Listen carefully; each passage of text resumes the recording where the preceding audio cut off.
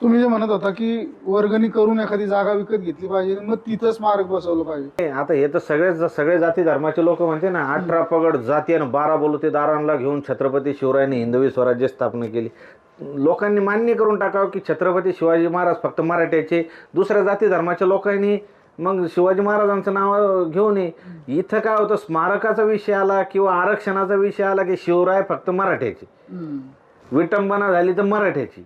ही खेळी जमणार नाही. आज तुम्ही बघा ना, कोणताही राजकारणी जेव्हा ही निवडणुकीच्या याच्यात रायगडावर जाईल, शिवनेरीवर जाईल, पाया पडे नाम शिवराय. सगळ्यांची नैतिक जबाबदारी असं आपण म्हणायला पाहिजे. सगळ्यांची नैतिक जबाबदारी साहेब. आज तुम्ही मदरसे जेव्हा बघता, कुठल्याही मुस्लिम बांधवाच्या तुम्ही पानटपरीवर जा, हातगाडीवर जा, कुठेही जा, त्यांच्याकडे एक बॉक्स असतो.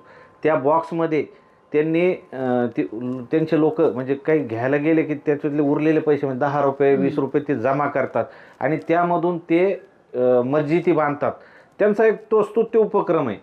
तशा पद्धतीने आपण शिवरायाचे मावळे आहे ना, आपण जर एवढे गंध टिके लावून फिरतो ना, तर आपणही रोज शिवरायांच्या स्मारकासाठी